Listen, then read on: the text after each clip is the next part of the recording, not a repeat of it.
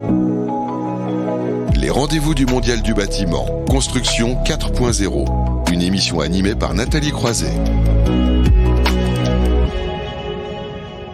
Tous les mois, dans ces rendez-vous du Mondial, on s'intéresse à la construction 4.0, on va dire globalement l'avenir du bâtiment, le hors-site, mais aussi le BIM, le Lean, la 3D. Et il était important, finalement, parce qu'on est quand même dans une période de rentrée scolaire, de parler des besoins en formation pour le hors-site et l'industrialisation de la construction. On va en parler avec Karim Bédiard. Bonjour. Bonjour Nathalie. Qui est responsable régional recherche et innovation du CESI, qui est un réseau de campus d'enseignement supérieur et de formation professionnelle, aussi responsable de formation. Quelques mots supplémentaires pour vous présenter ? Vous avez J'ai tout dit. Parfait. Bon, c'est parfait. Alors, vous allez pouvoir nous parler formation dans un instant. Juliane Millet, bonjour. Bonjour. Qui est directrice du campus hors site, associée de Patch Conseil. De la même façon, si vous voulez ajouter quelques mots complémentaires. Simplement dire que le campus hors site, c'est le premier organisme de formation français dédié à l'industrialisation de la construction, hors site donc. Et Patch Conseil, le premier cabinet d'assistance à maîtrise d'ouvrage et de conseil aussi spécialisé en hors site. Voilà, dont le patron est Pascal Chazal, qu'on voit de temps Exactement. en temps sur Bâti Radio aussi. Et nous sommes en ligne également avec Éric Orange. Bonjour. Bonjour. Bonjour, qui est président de l'ACIM, l'Association des constructions industrialisées modulaires. Modulaire, vous y tenez. Vous voulez rajouter quelques mots complémentaires ? Oui, alors c'est un syndicat professionnel maintenant, c'est plus une association. Ah oui, c'est vrai, d'accord. On a plus de 50 membres, on représente plus d'1 milliard d'euros de chiffre d'affaires et on a plus de 3500 collaborateurs dans toutes nos entités. Et donc là, aujourd'hui, on est en plénière à CIM et donc vous avez des auditeurs en live comme aux grosses têtes. Voilà, c'est ça, exactement. Parfait. Rodolphe Debord, bonjour, qui est aussi en extérieur, en réunion. Tout le monde est en rentrée, là. Ouais, bonjour Nathalie. Bonjour, directeur Voilà, directeur innovation et développement durable de Rabot du Tilleul. C'est ça. Rien de plus à ajouter ? Si, en fait, je travaille pour 2 entreprises. Je travaille pour Rabot du Tilleul et je travaille aussi pour le groupe Tisserand, puisque Tisserand et Rabot du Tilleul partagent le promoteur immobilier Nacara. Et donc, c'est intéressant dans le titre de la formation de voir tout ce qui peut se passer en hors-site sur toute la chaîne de valeur de l'entreprise générale jusqu'au bailleur. Voilà, je vais vous faire réagir tout à l'heure avec Éric Orange aussi aux besoins que vous avez en la matière. Mais on va commencer par peut-être planter le décor et comprendre les enjeux avec vous aussi, Karim Bédiard. Donc on a un contexte aussi particulier. On parle beaucoup de numérique ici. Il y a la transition numérique. Il y a aussi la transition énergétique qui, par la force des choses, le métier est en pleine mutation. Oui, la construction arrive à un stade vraiment très important. Il y a en effet l'impact des 2 mutations, notamment énergétiques et numériques, mais il y a aussi une pression endogène et exogène à laquelle la construction doit répondre pour faire face aux enjeux actuels. On reviendra sur les enjeux de manière un peu plus fine si vous le voulez, mais voilà, c'est vraiment le moment du basculement et c'est le moment où le secteur de la construction doit faire sa mue. Alors, je vais peut-être faire réagir Juliane Millet, puis vous pourrez rebondir derrière pour en dire aussi un peu plus sur cette mutation. On assiste vraiment quand même à un changement de paradigme. Oui, tout à fait. En fait, le secteur du bâtiment est, comme bien d'autres, confronté effectivement à 3 enjeux majeurs que je résumerai comme ça. D'abord, la productivité. On a vraiment besoin de produire, notamment plus de logements. On l'a vu encore récemment à Marseille. On a besoin aussi de performance énergétique dans nos bâtiments et notamment de rénover massivement les bâtiments. Et puis, naturellement, on a besoin de décarboner l'ensemble du secteur de la construction qui, je le rappelle, est responsable de 38% des émissions de gaz à effet de serre à l'échelle mondiale. Et le monde entier est en train de se poser la question de comment on transforme ce secteur. Et pour nous, la construction hors site, c'est vraiment la réponse, ou en tout cas une des réponses à ce besoin de se transformer. La construction hors site, c'est vrai, est encore assez peu connue et peu partagée en France. Et donc nous, notre objectif, c'est vraiment de participer à son développement et surtout de bien faire connaître ce changement de paradigme qu'elle représente dont vous venez de parler. Oui, elle est peu connue et puis finalement, il n'y a pas vraiment encore, alors ça arrive, mais il n'y avait pas jusqu'à présent très peu de formations spécifiques finalement sur ce hors-site. Sur le hors-site, en France, à l'international, il y a évidemment, quelques-unes. En France, évidemment, Mais heureusement, vous arrivez tous les deux. C'est ça, on travaille en partenariat. Et c'est vrai que Campus hors-site, Pascal Jazal, Juliane, Mie et l'équipe ont démarré, ont amorcé la pompe dans le domaine. Nous, à CISI, on complète cela par des formations diplômantes. J'aurai l'occasion de revenir là-dessus tout à l'heure. En tout cas, en France, c'est la première formation diplômante dans ce domaine-là. À l'international, il y en a moult formations, notamment chez les Anglais en Europe et dans les pays nordiques. Et comment on l'explique encore comme ça, ce côté un petit peu fébrile, on va dire, sur le sujet ? On a du mal à bouger, peut-être dans le secteur, allez, disons-le, c'est pas, pas un mammouth, je ne me permets pas, mais bon... Sur le sujet du hors-site à la construction industrialisée, ça n'a pas bougé en France depuis quelques années, ça bouge maintenant, d'abord pour des raisons culturelles. On est habitué à la construction traditionnelle. La construction hors-site, ça nous perturbe un peu, parce que ça fait appel aux méthodes industrielles, chose qu'on a du mal un peu à employer. Ça nous perturbe aussi parce que on est un secteur, encore une fois, celui du bâtiment, qui est assez conservateur. On aime bien nos méthodes, nos habitudes, etc., etc. Mais voilà, maintenant, avec l'avènement notamment de l'industrie du futur, l'industrie 4.0, les différents outils technologiques, le BIM, les méthodes industrielles comme nos lignes, il y a cette mouvance-là dans la construction industrialisée qui se met en branle depuis quelques années. Oui, mais on en parlait pourtant sur ce plateau, parce qu'on a déjà évoqué le BIM aussi. Ça fait quand même 5-6 ans qu'on en parle. On sent que ça a encore du mal à se mettre un petit peu en place, Juliane.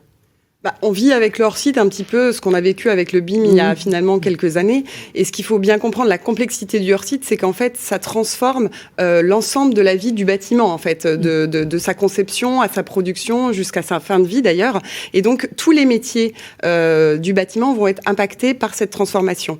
Et en premier lieu, il faut que les commanditaires, donc les maîtres d'ouvrage publics et privés, comprennent cette transformation pour qu'ils puissent être à la demande de nouveaux bâtiments construits avec ces techniques industrielles. Et donc, c'est vraiment pour nous très important que chacun se mette à essayer de décrypter qu'est-ce que ça change dans les métiers. Et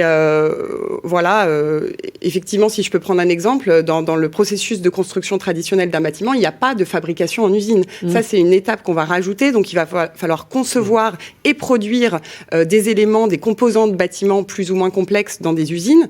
Et ça va impacter également la vie du chantier, puisqu'on va parler d'assemblage, par exemple. Vous dites d'ailleurs au campus hors-site, il y a 5 thématiques clés de la construction hors-site que vous pouvez peut-être reprendre. Il y a déjà cette fabrication en usine dont vous venez de parler, mais pas seulement. Alors voilà, ça part de la conception. Donc il y a tous les métiers de la maîtrise d'œuvre qui sont impactés, notamment avec ce qu'on appelle le design for manufacture and assembly, c'est-à-dire qu'on doit penser et concevoir le bâtiment pour le préfabriquer derrière.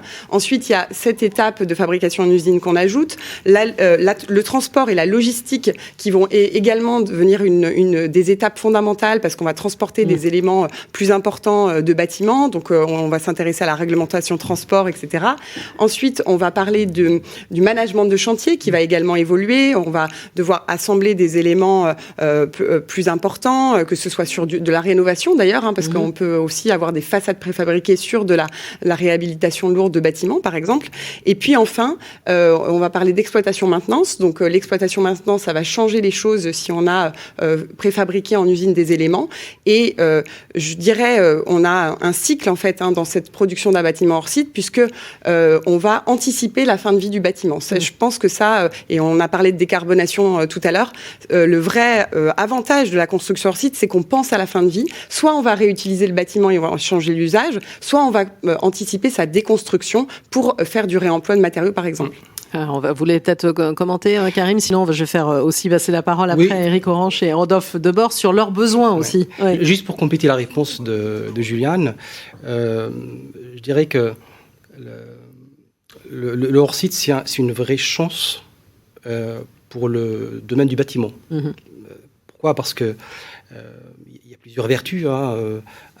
Juliane, on a parlé de quelques-uns, et notamment environnementales. Il y a également une vertu sociétale. La modularité dans la construction modulaire, ça permet de construire des bâtiments évolutifs réversibles et donc qui peuvent changer d'usage au cours du cycle de vie des bâtiments, chose que la construction classique n'offre pas aujourd'hui. Il y a ça, et puis c'est une chance aussi parce que pour nos ingénieurs, parce que moi je viens d'une école d'ingénieurs qui est sur 25 campus, c'est une chance pour nos ingénieurs parce qu'ils ont pour une fois l'occasion d'être vraiment pluridisciplinaires, parce qu'ils vont, en plus de leurs acquis, connaissances classiques dans le métier du BTP, il y a en plus les acquis industriels qui viennent, comme la DFMA, comme le Lean, etc. Il y a le numérique, évidemment, les outils techno, donc c'est vraiment une chance à tout point de vue. Et en plus, ça améliore la productivité, comme l'a expliqué tout à l'heure Juliane, donc c'est une vraie chance. Alors, c'est une chance, vous venez de parler de modulaire, donc je vais faire rebondir Éric Orange, justement, pour en savoir un peu plus sur les besoins que vous avez en la matière et voir aussi comment nos acteurs en plateau peuvent y répondre. Alors, nous, en fait, on fait du bâtiment hors site sans le savoir depuis 50 ans, parce que nos adhérents sont quand même très anciens, et donc d'industrialiser du hors-site, on en fait depuis très très longtemps. Moi, je pense que le besoin de formation, il est essentiellement psychologique et culturel. Et aujourd'hui, on a un écosystème français avec des architectes qui dépendent du ministère de la Culture et pas du ministère de la Construction. On a des majors qui proposent des systèmes constructifs définitifs en béton depuis des décennies. Et en fait, nos modes constructifs en filière sèche ou en léger n'ont pas encore de lettre de noblesse aujourd'hui. Donc, moi, ce que je pense, c'est qu'il y a un besoin énorme de formation des décideurs, que ce soit des maîtres d'ouvrage, des maîtres d'œuvre, qui n'ont pas encore compris les avantages qu'offraient nos solutions. Et moi, je vais même plus loin que Juliane. Aujourd'hui, je pense que le bâtiment, c'est de l'usage. Je parle pas de réutilisation, je parle de réemploi. Et aujourd'hui, le vrai bâtiment, c'est celui qu'on construit pas. Le vrai bâtiment écologique et bas carbone, c'est celui qu'on construit pas. Et le mode constructif basé sur l'industrialisation et le modulaire, c'est celui qu'on va pouvoir réemployer en fin de vie. Et en fait, aujourd'hui, nos bâtiments n'ont pas de fin de vie. Ils sont, alors, un peu provocativement, éternels. Voilà. Bon, et après, évidemment, on peut les recycler s'il le faut. Mais pour moi, aujourd'hui, la formation, le besoin de formation, il est essentiellement sur les décideurs et le changement de culture qu'on a besoin d'inculquer. Vous pensez qu'on le voit encore trop comme une révolution absolue, on va dire ? Alors, ouais, moi je pense que c'est une évolution. Donc, il y a effectivement à certains moments des points d'inflexion. Donc là, l'arrivée du campus hors site, c'est une excellente chose parce que ça permet de faire cette prise de conscience. Et la puissance qu'a le campus hors site, c'est justement de former, d'avoir des programmes de formation déployés chez des majors, par exemple. Donc ça, c'est de la prise de conscience, c'est très important. Maintenant, dans les pouvoirs publics, c'est fondamental. Dans les écoles d'architecture, c'est fondamental aussi, puisque c'est ces gens-là qui sont aux manettes aujourd'hui. Et après, former techniquement, évidemment, au DFMA ou ce genre de choses, on peut le faire, mais c'est des formations, j'allais dire, plus techniques, qui elles sont accessibles. Mais le vrai changement, c'est comment j'arrête de réfléchir à un investissement patrimonial dans de la pierre et comment je réfléchis à un usage de mon bâtiment ou de mon logement. Et ça, on voit bien dans les pays anglo-saxons, l'affect qu'on met dans son logement est bien moindre. Voilà. Puis après, moi, j'ai des discussions assez directes avec certains architectes qui font un geste architectural dans un bâtiment définitif, prototype, centré sur l'usage, qui finit dans 9 cas sur 10 meublé et aménagé chez Ikea, avec des solutions complètement standardisées, industrialisées. Donc, pourquoi est-ce qu'il y a un double langage sur la construction doit être prototype et personnalisée, et la déco intérieure finit toujours par être industrialisée. Donc, je pense que, encore une fois, pour moi, c'est plutôt il y a un vrai besoin d'inflexion et de réflexion sur ces décideurs, maîtres d'ouvrage sur le sujet. Et après, les formations techniques, on va s'en occuper, il n'y aura pas de souci pour le faire. D'accord, donc on est plutôt dans l'acculturation à ces sujets-là, on va dire. C'est clair. Oui, très clairement. Alors, Rodolphe, oui, allez-y. Non, je lui laisse la parole parce qu'en fait, chacun son tour. Non, je vous en prie. Non, si vous voulez ajouter quelque chose, parce que c'est vrai que c'est la difficulté, c'est que on se voit pas vraiment ou derrière un écran, donc parfois je vous interromps, vous rebondissez. Si vous voulez dire encore quelque chose, et après je passe la parole à Rodolphe Debord. L'autre sujet, le rapport Rivaton là, qui a fait rire tout le monde au mois de mars, en fait, c'est un rapport fondamental parce qu'il a une punchline qui est quand même intéressante. C'est réindustrialisons la France par la construction. Donc il y a là-dessus, c'est sur ce genre de rapports qui sont, j'allais dire à diffusion restreinte, mais dans des cercles gouvernementaux ou de décideurs qui sont fondamentaux, parce que c'est là qu'on fait réfléchir les gens. Et donc là, quand on juxtapose industrie et construction, c'est un vrai défi. Et c'est là que ça va se jouer. Mais ce rapport-là, pour moi, ça fait partie des points d'inflexion dans la révolution. Voilà. Et donc, ce rapport-là, il faut qu'on l'exploite partout où on peut. Alors donc justement, ce gap culturel aussi, c'est un avis que vous partagez, Rodolphe Debord ? Certes, mais le gap culturel numéro 1, c'est la lutte contre le changement climatique. Oui, d'accord, on va le préciser. Non, mais tout le reste, c'est superfétatoire, c'est de la rigolade, tout le reste. Voilà. Donc, soit l'espèce humaine, elle arrive avant 2030 à lutter efficacement contre le changement climatique en diminuant par 2 les émissions de gaz à effet de serre, soit l'espèce humaine est foutue. Voilà, au moins ça c'est dit. Voilà. J'étais à un événement hier soir où quelqu'un a dit la dernière grosse catastrophe qu'on a eue, les dinosaures ont disparu et on est moins fort que des dinosaures. Voilà, c'était la phrase de conclusion de l'événement. Mais bon. Je sais pas, mais vous allez demander aux New-Yorkais, aux Grecs, aux Californiens ce qu'ils pensent du climat, puis on verra si on parle d'écologie punitive ou si on parle d'architecture ou de construction hors site quand votre baraque elle brûle ou quand tous les sous-sols sont inondés. Voilà, donc c'est la priorité de toutes les priorités. Je suis d'ailleurs assez stupéfait qu'on parle de prospective pour les CFA en 2035 et qu'on cite même pas le mot climat.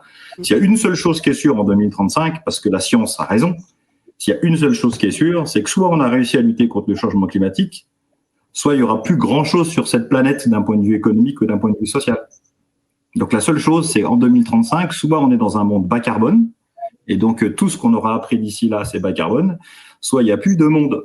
Voilà, ça c'est la seule chose, parce que ça c'est la science du climat, et comme tout le monde s'en fout, on a toujours l'impression que c'est anecdotique. Alors le rapport du GIEC est arrivé en même temps que l'annonce de l'arrivée de Messi au PSG. On a vu le traitement, ce n'est pas tout à fait le même. Enfin, le rapport du GIEC de 2021 il dit la même chose que le rapport du GIEC de 2007, c'est-à-dire que c'est hyper grave. La seule chose qu'ils disent de nouveau, c'est qu'avant c'était presque sûr que c'était grave, et maintenant c'est tout à fait sûr. Bon, donc il n'y a pas beaucoup de nouveautés, hein.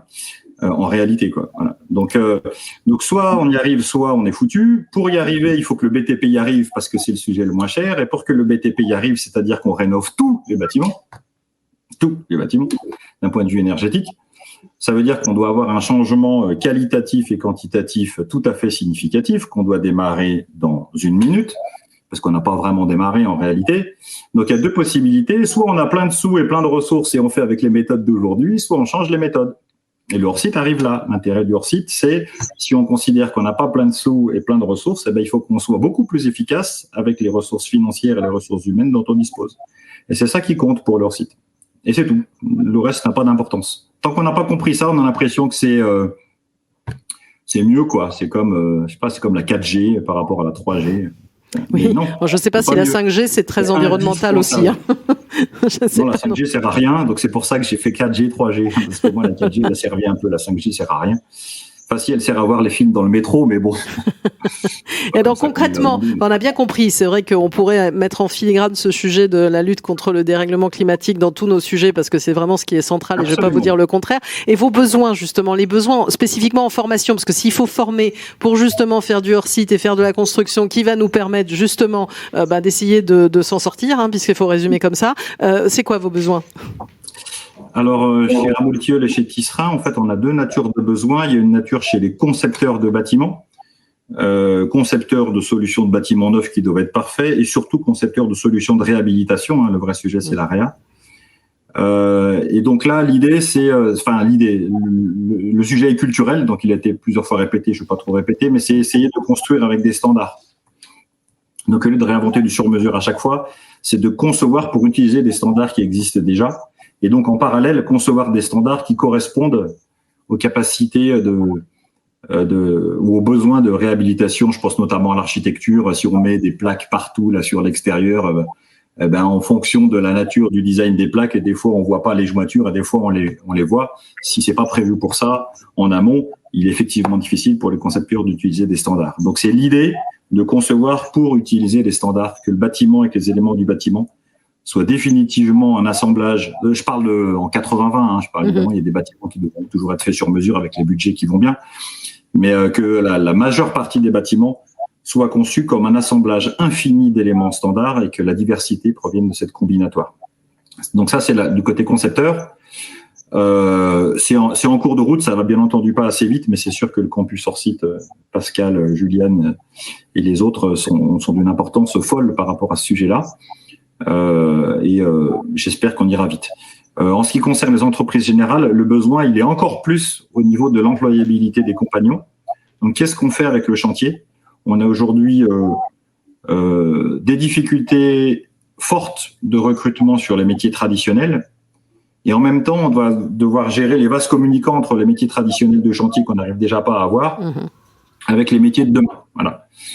Nous, aujourd'hui, on a du mal à recruter ce qu'on nous demande, mais on voit bien que c'est en fin de vie. Mais ce qu'on nous demande, c'est-à-dire couler du béton en place, alors que ce qu'on devrait faire, c'est être capable de poser des éléments d'isolant standardisés avec des systèmes complets. Donc là, on doit avoir, je pense, un sujet probablement collectif d'employabilité des gens de chantier, que ce soit les conducteurs de travaux jusqu'aux compagnons, sous-traitants y compris. Il y a un sujet à faire là-dessus. Il va falloir piloter la réduction des métiers traditionnels qui vont aller vers des niches probablement chères et bien payées, mais en tout cas en volume, ce sera beaucoup moins. Et puis accroître le métier de pose des éléments d'isolant dans une ambiance industrielle, donc du contrôle qualité, du rythme, du lean, potentiellement toutes les fondamentaux des entreprises libérées, parce qu'à chaque fois qu'on parle d'industrialisation, tout le monde revoit Charlot dans son film, là, mais bon, c'était il y a 100 ans. Et on continue à le voir culturellement. Voilà. Alors qu'il y a des tas dans l'entreprise, je vais citer Favi qui fait des boîtes de vitesse et qui est un peu le leader de l'entreprise libérée en France, et on arrive parfaitement à faire des systèmes industriels dans un contexte de créativité. Donc, et de liberté et d'initiative. Donc, je pense que cet état d'esprit, elle peut aussi venir sur nos chantiers industrialisés. Et l'objectif, c'est bien d'aller toujours plus vite, toujours mieux en qualité,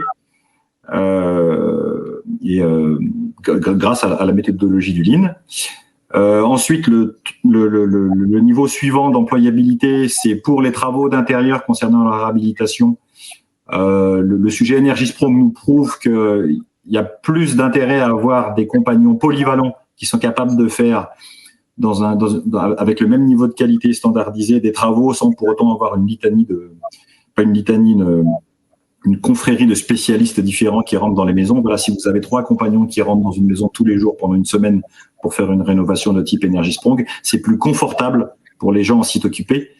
Et je vous rappelle que le sujet, c'est la rénovation. Donc, la polyvalence et la capacité des gens du BTP à rentrer et à faire des travaux efficaces rapidement en étant polyvalent, je pense que c'est clé. Et puis, le dernier sujet, c'est la biomasse. Il y a un intérêt fondamental pour lutter contre le changement climatique à développer toutes les filières biomasse locales pour qu'en amont, on refasse pousser du bois, du lin et du chanvre et que ce faisant, on recrée de la biodiversité, qu'on fait l'émission d'il y a 2 heures et puis stocker du CO2 dans le sol. Et donc pour ça, il faut prendre l'habitude de commander de la biomasse et d'installer de la biomasse ou des produits industriels de nature biomasse au niveau de nos chantiers, au lieu d'utiliser de la chimie ou du minéral comme aujourd'hui. Donc il y a vraiment un vrai gros sujet d'employabilité, de transfert d'emploi sur les chantiers. Alors, je vais faire réagir Karim Bédiar peut-être à ce qui a été dit, parce qu'il y a beaucoup de choses qui ont été dites là sur les enjeux. J'ai également beaucoup de choses à dire, mais je vais essayer d'être synthétique en disant que ce que disent les entrepreneurs, Eric et Rodolphe, recoupent pleinement ce que l'on entend lors de nos échanges avec les ingénieurs et les techniciens que l'on forme chez nous. On diplôme plus de 1500 ingénieurs par an, un peu partout en France. Et ils nous disent tous la même chose. On en a marre de la posture. Il y a de la sensibilisation, on l'a. On veut concrètement comment faire pour justement construire des bâtiments bas carbone, comment optimiser et réduire la consommation énergétique. Donc ça se traduit directement par des contenus de formation ad hoc qu'on a déjà et qu'on est en train de développer davantage. Les formations dans le domaine, je parle des formations diplômantes, dans le domaine de la construction industrialisée au sens large, on en a déjà quelques-unes qui existent depuis quelques années. Parce que tout à l'heure, je parlais stricto sensu du hors-site. Des formations diplômantes sur le Lean. On a des bachelors Lean, par exemple, en Bretagne. Il y a des formations d'ingénieurs un peu partout. Des formations sur le BIM. Le BIM, aujourd'hui, il est introduit de manière transverse dans toutes les formations diplômantes. Aujourd'hui, vous allez trouver pro d'enseignement sur le BIM. Ça va de la sensibilisation à la culturation jusqu'à former des chefs de projet BIM. Aujourd'hui, on a un master spécialisé qui ne forme par alternance que des chefs de projet BIM. Mais on sentait que c'était pas suffisant pour aller vers cette approche du hors-site. Et c'est la raison pour laquelle on a mis en place avec Campus hors-site notamment, et la CIM, avec l'aide d'Éric Orange et de l'équipe de la CIM, un master spécialisé qui va ouvrir au mois d'octobre là, qui s'intéresse à la construction industrialisée, modulaire et hors-site. Donc ça, c'est totalement nouveau. J'allais dire, vous dites le reste, on en trouve finalement un petit peu partout, enfin en particulier du BIM. Là, c'est vraiment centré sur les sujets dont on parle. C'est une formation dédiée à former des chefs de projet dans le domaine de la construction industrialisée et hors site. Là-dedans, on y trouve plusieurs briques sur lesquelles nous avions travaillé et on continue à travailler avec les professionnels. Il y a une brique, bien sûr, liée au management de projet de construction hors site. Ça ne se manage pas de la même manière qu'un projet classique. On est sur de l'industrialisation, on est sur un projet collaboratif complètement industrialisé. Aller apprendre, enseigner à un ingénieur que la chose la plus importante, c'est pas le chantier, c'est l'usine, c'est compliqué. À lui faire comprendre cela. Donc il y a ça. Évidemment, il faudrait enseigner les process industriels. Ça, c'est quelque chose aussi de nouveau pour les ingénieurs BTP. Donc la partie management de projet, elle est très importante. Il y a évidemment une partie dédiée aux outils. Le BIM, la DFMA, mais également les outils basés sur l'intelligence artificielle, comme la conception générative, entre autres, parce que ça, on l'utilise de plus en plus, et ça permet d'optimiser justement le projet hors site, raccourcir davantage les durées, les coûts, etc.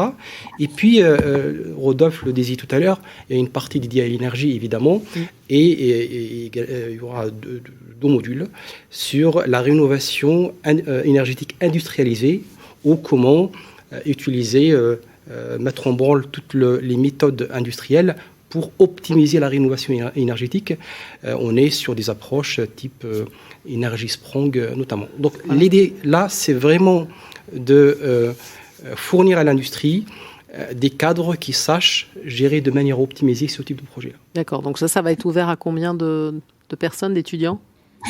Il y a un minimum de 10 pour amorcer la pompe. Donc, voilà, exactement. Voilà, d'ailleurs, je lance l'appel. Donc, s'il y a des entreprises intéressées par prendre des alternants, c'est avec plaisir. La formation, elle est cofinancée par les OBCO. Donc, ça ouvre au mois d'octobre. Alors, je crois que Rodolphe Debord voulait réagir. Et puis, finalement, je ferai rebondir évidemment Juliane Millet. Allez-y, Rodolphe. Ben on vient de prendre, nous, en alternance, un étudiant saisi, donc je ne peux que confirmer tout ce qui vient de dire. Et d'ailleurs, on le fait bosser sur son premier sujet, sur le hors-site et sur définir précisément, dans un contexte français, les avantages, s'il y en a, très probablement, du bilan carbone qu'on fabrique en modulaire, en hors-site, par rapport à la construction traditionnelle. Donc, je ne peux que confirmer ce qui a été dit. Il y a quand même une chose que je voulais préciser.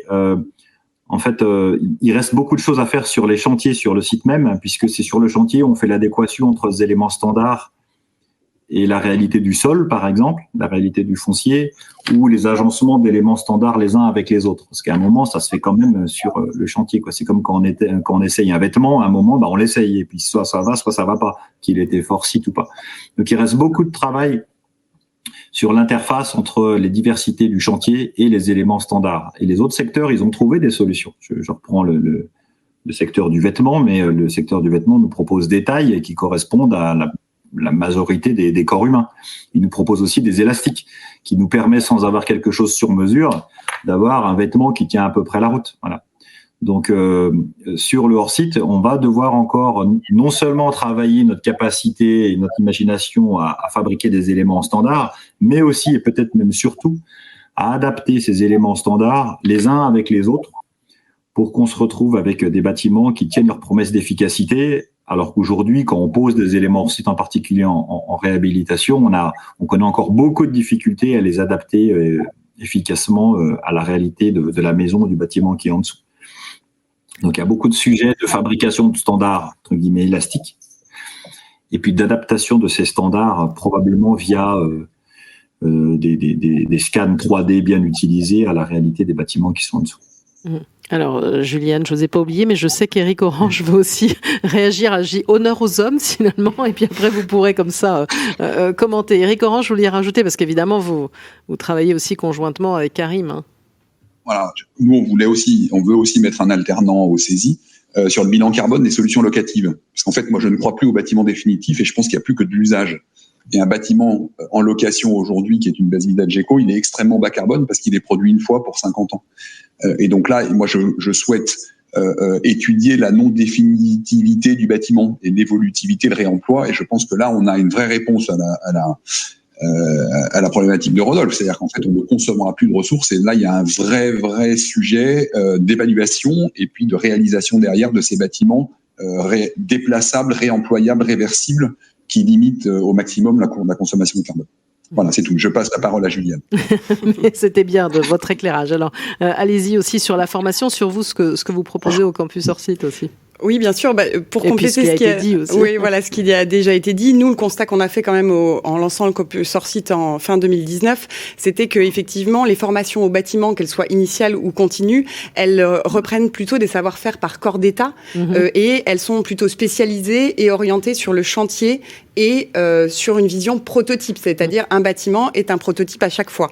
Et donc voilà, nous on prône aussi l'idée de réhabiliter la notion de standardisation, parce que si on veut aller vers l'industrialisation, il faut davantage de collaboration entre les métiers et finalement des savoir-faire beaucoup plus intégrés et capables de travailler en mode projet.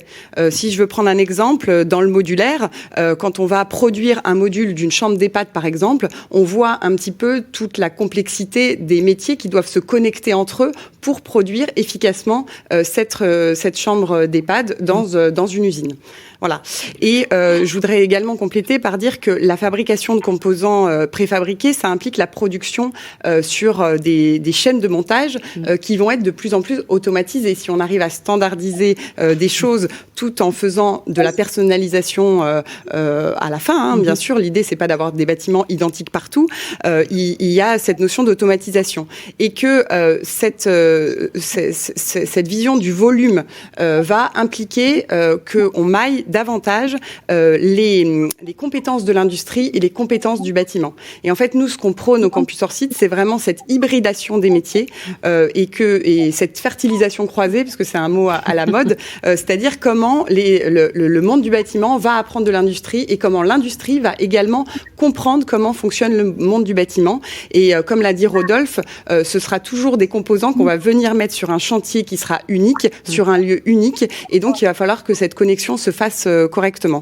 Et donc, la réponse du campus à ça, et on s'est beaucoup inspiré de notre partenariat avec la Off-Site Management School en Angleterre, c'est bien évidemment de créer un écosystème apprenant.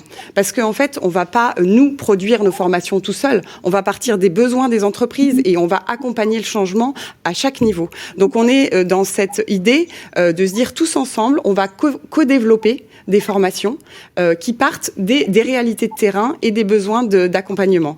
Et ce co-développement, il passe par les entreprises, il passe par les organismes de formation qui existent déjà. Le campus, il a pas vocation à faire toutes les formations, il a vocation à travailler avec d'autres qui ont une expertise dans certaines formations, le Lean, le BIM, etc.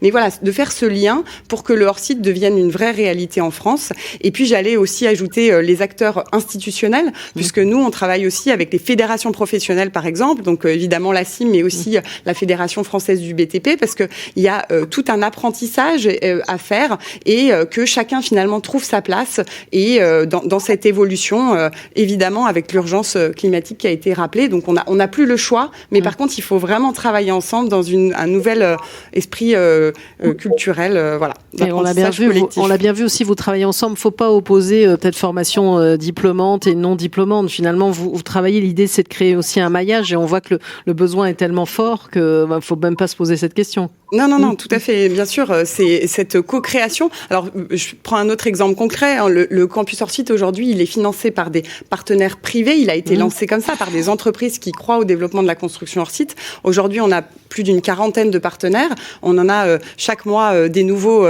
qui intègrent. Et donc, ces partenaires créent avec nous les ressources pédagogiques que l'on met en ligne, puisque je rappelle que le campus, c'est une partie gratuite. Tout ce qui est sur la plateforme de e-learning est gratuite et accessible à tous. Et puis, il y a une partie payante sur la base d'un catalogue de formation. Mais cette partie gratuite, elle est co-créée avec nos partenaires. Par exemple, on a créé avec Greenflex, qui est donc le porteur de la démarche Energy Sprong. Oui, on avait Sébastien Delpont en plateau récemment. Voilà, donc on a créé avec eux un module e-learning dédié à la rénovation industrialisée, qui est donc un des enjeux de l'accélération de la rénovation des logements notamment. Vous voulez réagir aussi à cet enjeu de travailler tous ensemble et de créer un maillage finalement? Oui, complètement. À la fois redire cela et surtout compléter ce qu'on disait mes collègues sur la formation. Je voulais rajouter deux mots importants. Le premier, c'est qu'on parle de changement de paradigme. Si vous qui l'avez employé, Nathalie, vous avez complètement raison. C'est un vrai changement de paradigme. Parce que là, on rentre en pleine pluridisciplinarité d'une part, et d'autre part, on est sur un concept complètement nouveau. Dans le contexte de la formation, on peut toujours bondir, changement de paradigme, il faut former. Si on n'a pas la bonne pédagogie, on n'y arrivera pas. La bonne pédagogie, votre invité juste avant parlait des jeunes d'aujourd'hui en formation initiale, on pourrait presque dire la même chose en formation continue. On a un public d'apprenants qui a un rapport particulier avec le numérique. C'est un public aussi qui cherche de l'autonomie. C'est un public qui a un peu du mal avec l'autorité de manière générale. Donc il faudrait, nous, école d'ingénieurs, centre de formation, qu'on adapte notre pédagogie. Et donc on pense, nous, depuis quelques années, que les pédagogies actives qui rendent l'apprenant actif de sa formation, l'approche par compétence, permettent justement à ce public-là d'être davantage responsable et justement d'aller acquérir ces nouveaux concepts. Ça, c'est le premier pas. Et le dernier point, je pense que Rodolphe sera certainement d'accord avec moi, on parle de formation, mais s'il n'y a pas de recherche et d'innovation, pour alimenter les contenus de formation par des choses nouvelles, à jour, pertinentes, vérifiées, là aussi, on n'avancera pas trop. Donc, nous, on croit beaucoup dans ce continuum entre évidemment la recherche et l'innovation, la formation et la valorisation pour les entreprises derrière. Donc c'est pour ça qu'on a un laboratoire aussi de recherche dans le travail. C'est justement de travailler avec les territoires sur des thématiques liées à la ville et au bâtiment du futur, et entre autres le bâtiment modulaire, pour faire de la recherche, de la production scientifique, mais également d'alimenter la partie formation. Alors justement, je vais faire réagir pour un dernier tour de table parce que on est toujours frustré par le temps parce qu'il y a beaucoup de choses à dire.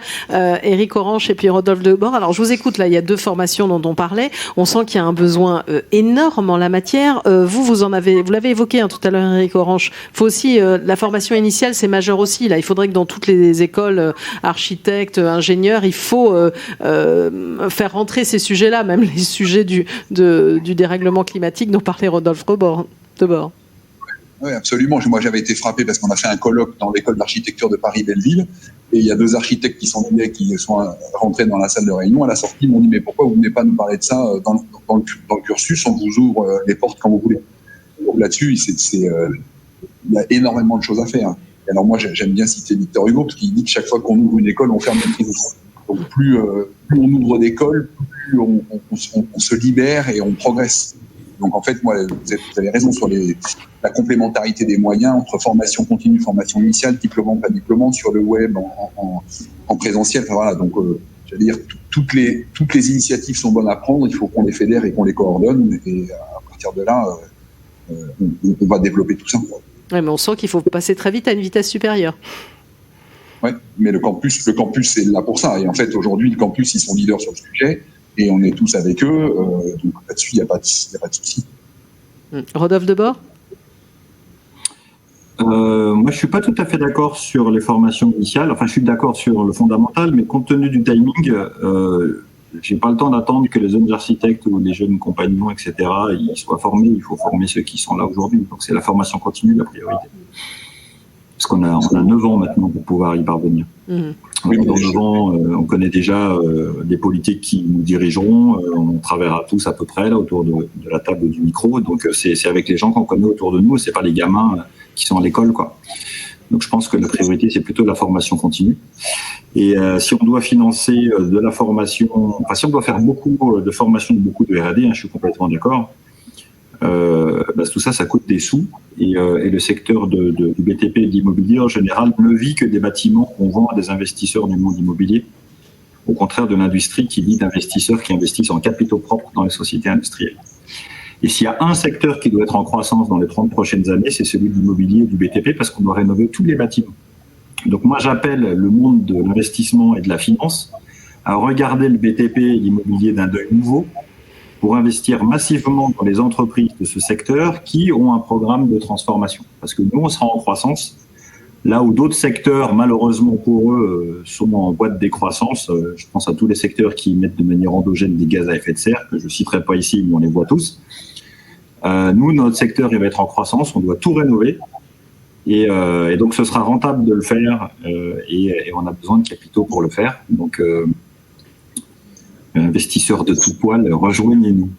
Voilà, ça sera votre mot de conclusion. Juliane Millet, vous voulez peut-être ajouter quelque chose aussi sur la formation continue? Je voulais rebondir sur cette notion d'investissement pour dire qu'on a aussi besoin de l'investissement des pouvoirs publics sur ces questions de développement de la construction hors site, qui est une nouvelle filière d'excellence en France. On peut faire de la France un des leaders mondiaux de la construction hors site et dire que le campus avait été labellisé PIA 3 régionalisé et donc on a obtenu ces programmes d'investissement d'avenir pour se porter par l'ADEME. Tout à fait. Exactement, et donc on a obtenu une subvention de la région Auvergne-Rhône-Alpes, de la Banque des Territoires et de l'État pour pouvoir mener à bien notre projet de campus sur les 3 prochaines années, et ensuite il deviendra autonome financièrement. Mais donc cette subvention aux côtés des partenaires privés nous permet vraiment de se projeter et d'offrir les formations les plus qualitatives possibles pour l'ensemble des acteurs de la filière. Un mot de conclusion, Karim Bédia?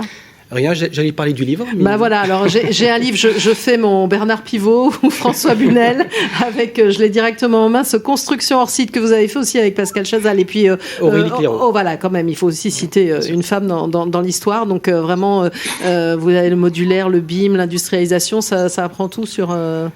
surtout chez Duno. Oui, c'est ça. Et puis, ça rejoint ce qu'on disait, c'est que ce besoin d'acculturer et les professionnels et les étudiants dans les écoles d'ingénieurs. C'est ce qui nous a amené, avec Pascal et Aurélie, d'écrire cet ouvrage-là. Voilà, donc on incite aussi tous ceux qui nous suivent à se le procurer. En tout cas, on voit qu'il y a encore beaucoup de besoins, de demandes, et qu'il faut là encore aussi accélérer le mouvement. Merci à vous, Karim Bédiard, donc responsable régional recherche et innovation et responsable formation au CESI, avec le lancement donc en octobre de cette formation. Juliane Millet, directrice du campus hors site, également Éric Orange, qui était avec nous en visio, président de la CIM, et Rodolphe Debord, directeur innovation et développement durable de Rabot du Tilleul. On va marquer une dernière pause dans ce rendez-vous du mondial du bâtiment avec un nouveau sujet, c'est les espaces de travail. Là aussi, ça change beaucoup. On va voir de près le rôle de l'architecte d'intérieur dans ces nouveaux espaces de travail. Les rendez-vous du mondial du bâtiment, Construction 4.0, une émission à retrouver et à réécouter sur le site de Bâti Radio.